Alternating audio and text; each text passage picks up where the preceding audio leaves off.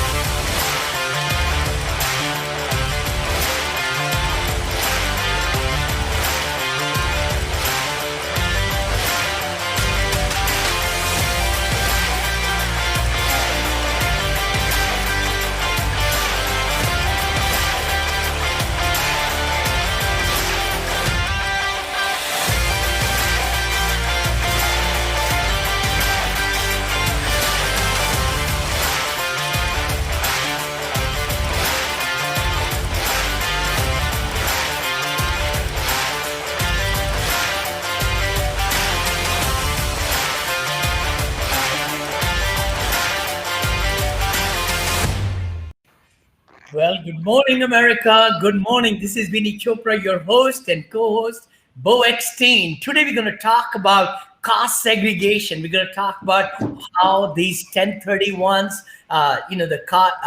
tax benefits might go away, and why we should really concentrate what's happening with the new administration coming up. So I'm very, very excited to have a great guest, Terry Judge, who is the founder and CEO of Core Solution Group, LLC. He's the visionary behind the brand and oversees much of the growth and strategic business planning.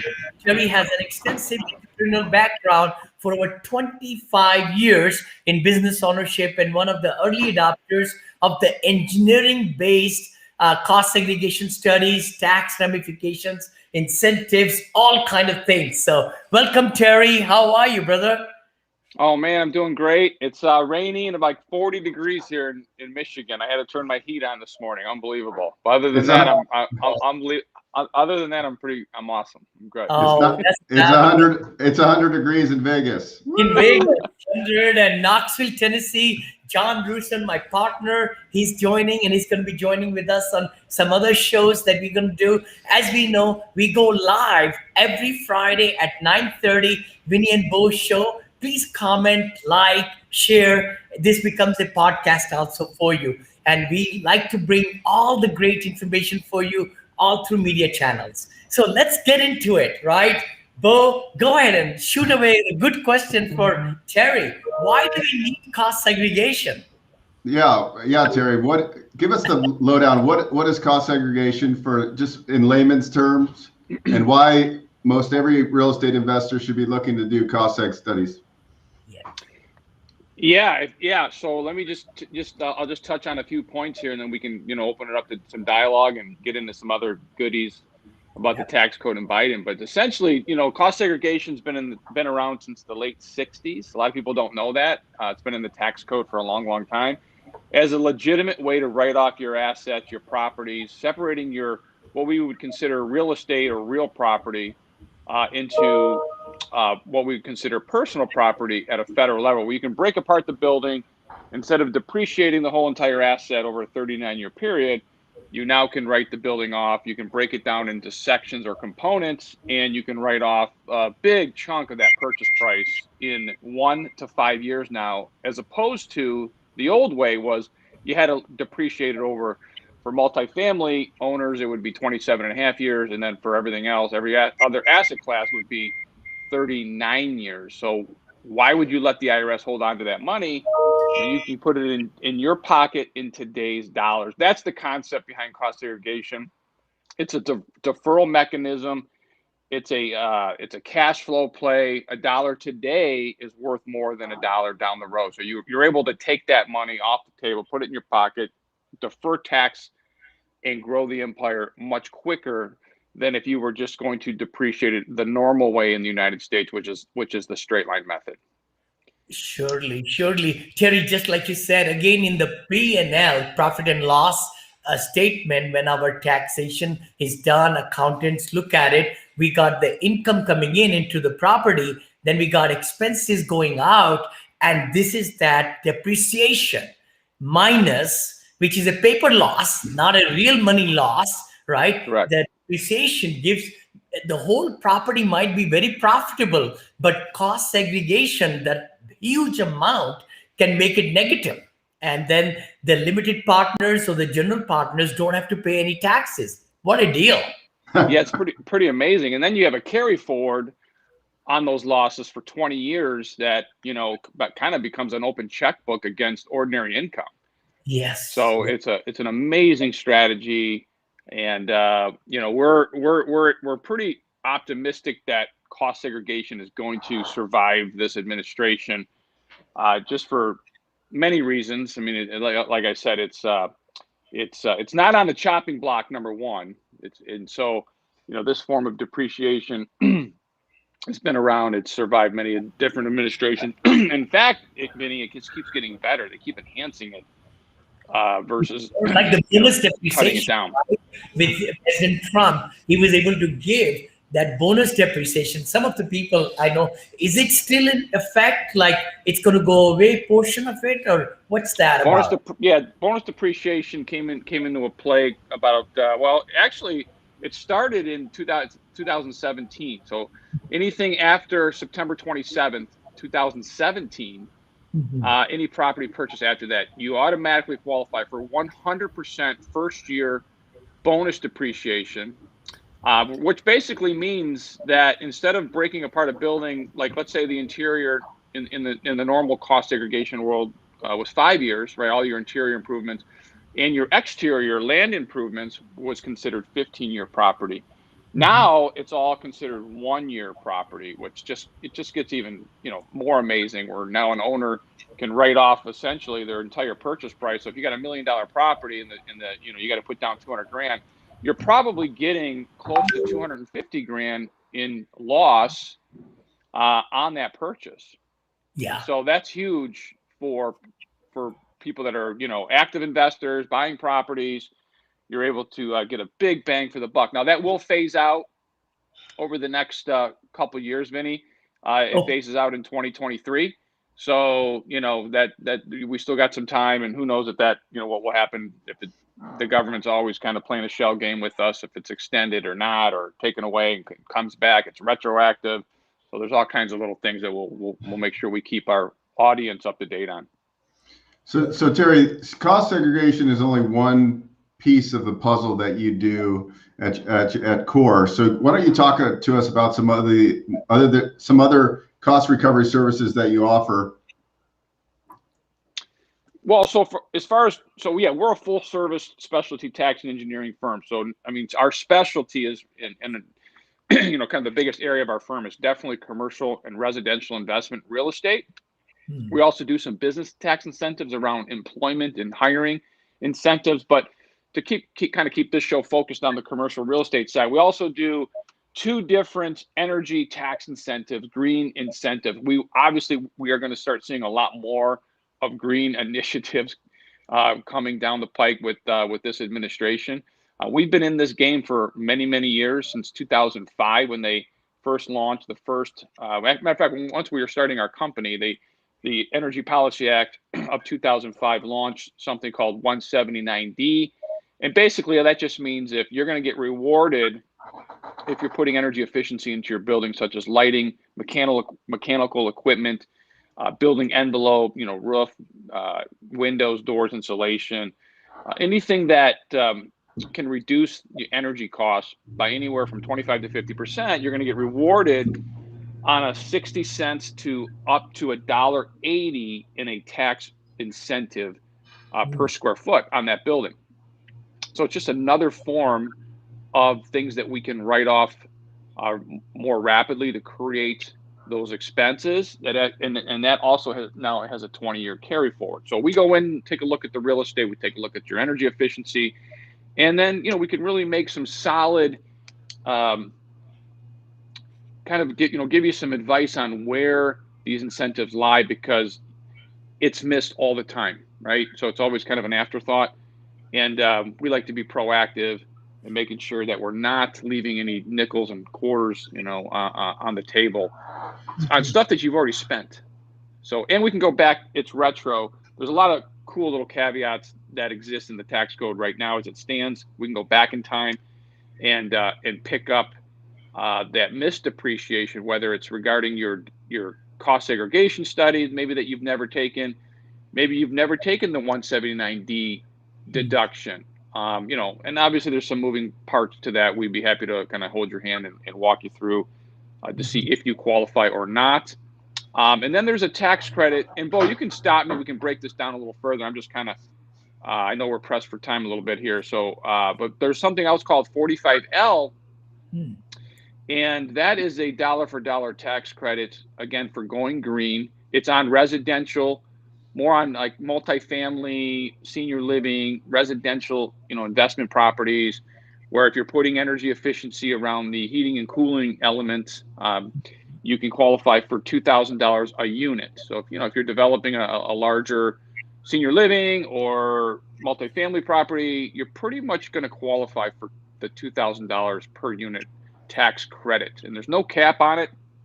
There are some qualifiers that drive the credit that we would again walk you through. We would look at your some of your standards, some of the equipment that you're putting in your building, and it's all based on the latest ASHRAE standards. Not going to get into that too much, but yeah, it definitely it's there. It works. It's not one size fits all, but when you do hit the sweet spot, man, oh man, we just got a client over $1.1 million on their. This guy's been building his apartment buildings for the last probably 6 or 7 years. We were able to go back and qualify all that money because he didn't even know about it, and we were able to help him create, literally out of thin air because of this program, $1.1 million in tax credits, which is a little bit more powerful than depreciation.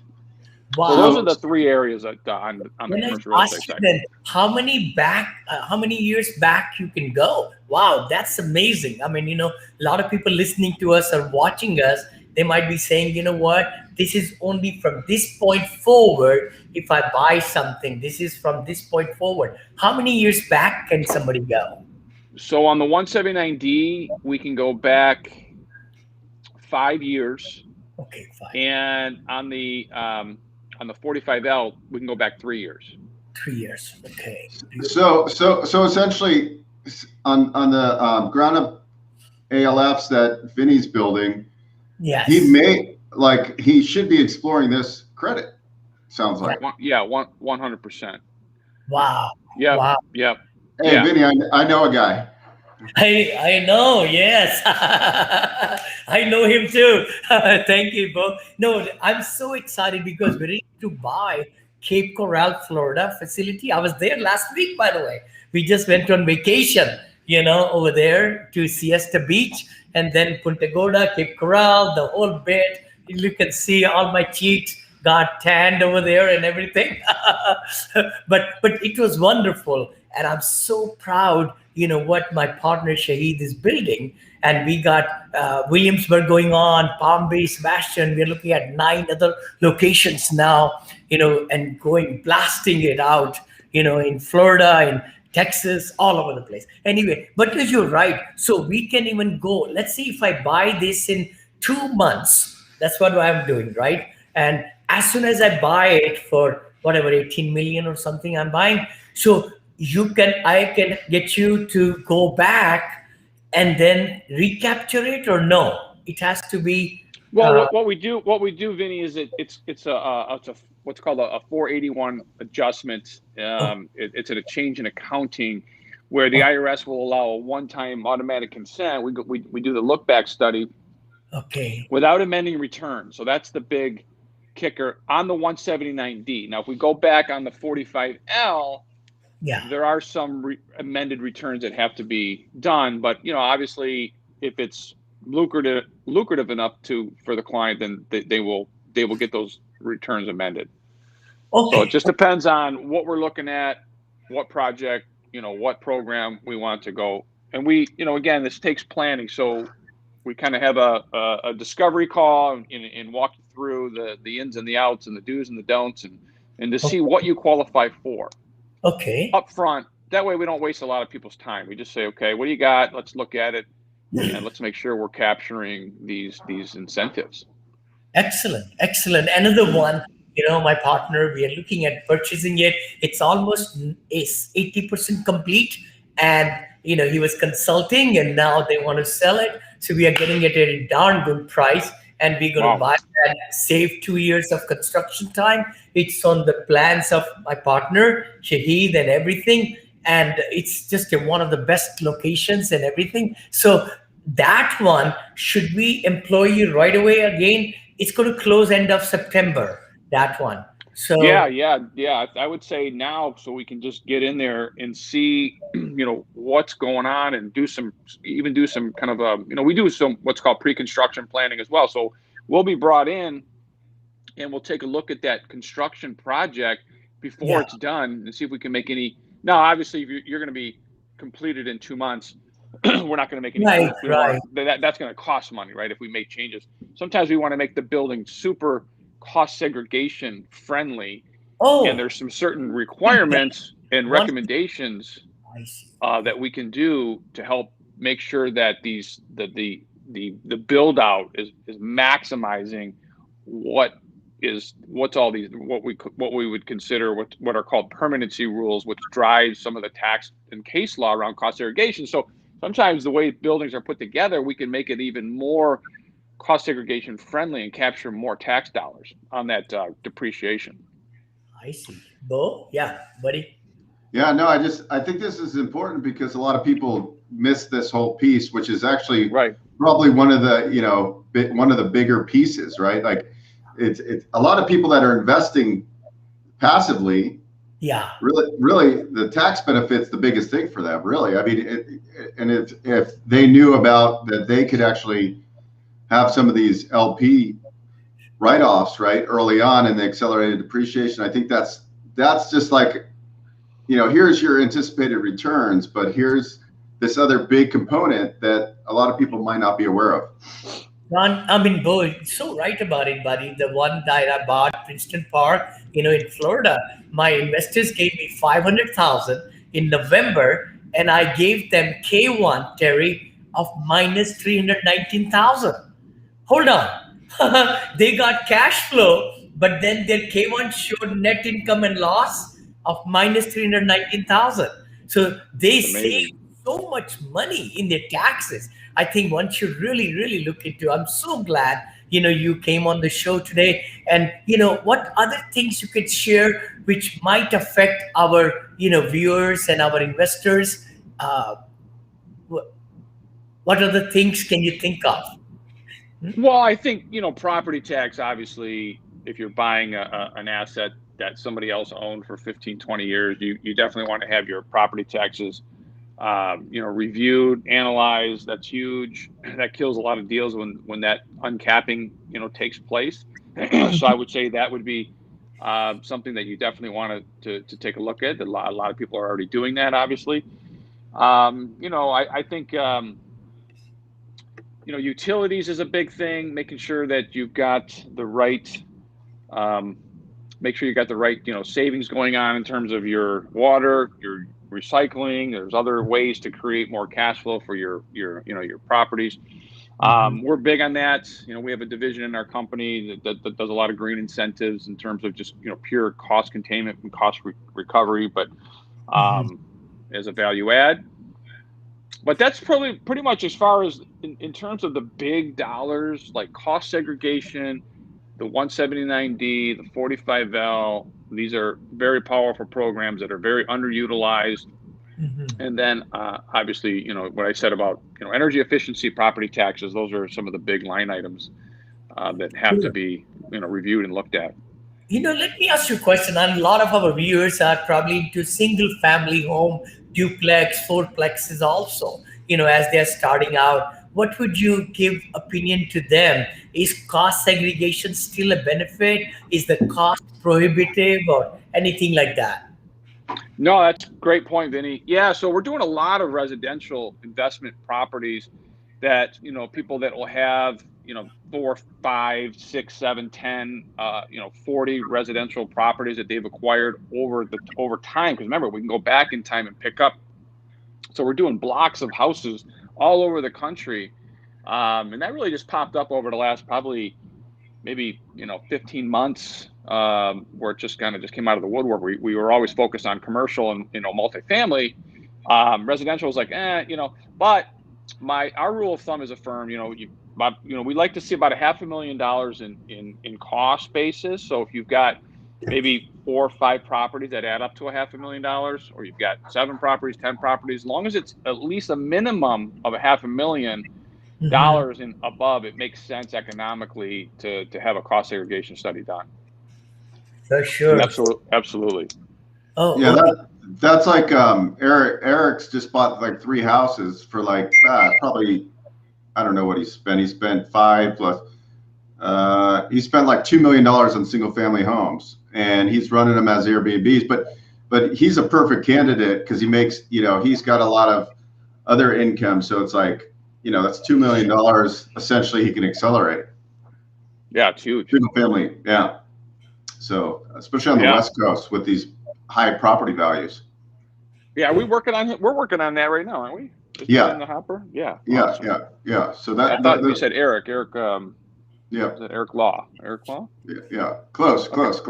Yeah. So those kind of investors should be looking in this realm. A lot of them don't know that, and when I found out, I referred him in because I think there's 2 just on the 2 properties. He could take about 230 grand off in write-offs is the first year or 2. So I mean, it's just so substantial that everybody should be looking at doing this.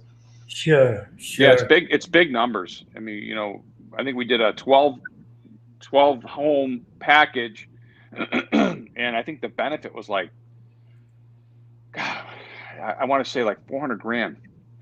Wow. Think about that. I mean, isn't it amazing? It's just that's amazing. Surely. It's a game changer, to accelerate the growth of their investment efforts and strategies. It's great. You guys are so intelligent. I was interviewed today, this week, day before yesterday, I think, and they were talking about something called passive house. It's PASSIVHAUS. Is that right? This is like zero energy, where you never have to actually take any energy from the municipality, mostly in the Europe and in the other countries. But I don't know if you have heard about it, Bo or Terry, about that. I thought. Well, even if you have, like here in the U.S., like if you have residential solar, even if you have a net zero, meaning that you're producing enough energy, you still have like a small bill of like $18, $20 a month, depending on. So you still have to be connected here, I believe, unless you're off grid. But that is eventually, I think that, there's initiatives right now that like by 2050 that at least like, 50% of all homes in the U.S. need to be solar. So, everything is going that way. And so eventually I think everything will be battery. You have your own battery, your own solar. You're not going to have to be connected. I think that's going to be there. And I'm interested to see what they're going to do with water, because in some states there's some water issues where, like, for example, I live in the desert, right? We might run into water issues. So it'll be interesting to see, but I've never heard of passive house, but essentially they're basically leaving a zero carbon footprint and don't need to be connected. Yes. Yeah, it's pretty amazing. Exciting. I think maybe we should look at, my partner, us, because we are single story and over 7 acres of land. We have so much roof space, right? Especially in the southern states, that we could put solar panels and be self-sufficient. I'd love to look at how much utility bills we have. Maybe it'll be worth it, but especially Biden's plan to really give some huge incentives. It might be worth if we can get that solar panel for a fraction of the cost, right? That'd be good. Yeah, and now excuse me, nowadays the equipment, the way they've done the math and the financials, it's pretty much no cost out of pocket whatsoever to put the equipment on the roof. And then the alternative energy source is cheaper than fossil fuel. So it does make sense. You're still tied to that note on the financials, but the technology has come down so much that even here in Michigan, I'm starting to see more and more solar trucks and more panels going up on roofs, and I mean and this is just recently. This is in the last probably 12 months. We're starting to see more commercials on TV. So it's happening even despite our administration and who's in office. I mean, it was happening even when Trump was in office, and people are just becoming more and more in tune to just taking control over their own power. So, and then you've got Internet of Things, which ties it all together. You can control your entire house via your smartphone, or now you can, we've been putting energy management systems into buildings. We've partnered with a firm, but just to add that value add, and that's been going on for some time. But there's so many buildings and businesses out there that it's been so cost prohibited. They just stayed away from any type of renewable. At least, like I know in the Midwest, it's been almost 99% of businesses have not even gone that route. So that is a huge market. It is a huge trend. It is coming. You're going to start seeing a lot of initiatives from even from a kind of a consumer standpoint, and then obviously there'll be some crazy incentives for building owners and businesses. And if you still can't put them on your rooftop, if you've got some parking space or garages, the solar panels are becoming more. They're becoming more creative on where you can install those solar panels. It's always been kind of an eyesore. I mean, sometimes I look at houses, I'm like, oh my God, can't they? Isn't there any? Can't they do anything at this point to make them more pretty? Yeah, I know Elon Musk has developed that tile. It looks just like a shingle. Yeah. I haven't heard much about the shingle solar roof. I mean, they were really promoting that a couple of years ago, but I think it was kind of expensive. Yeah. So a lot of cool stuff around the renewable energy space. I think we're all excited about that area. It's kind of a no-brainer. We're way behind other countries in terms of solar and renewables, but. Totally. No, thank you. Everybody watching us. This is Vinney and Bo Show. We come live to you on Fridays, 9:30 Pacific, 12:30 Eastern. Please join us and like, comment. Let us know what kind of guests you'd like. We've been running this show for you, and we are very proud to do it.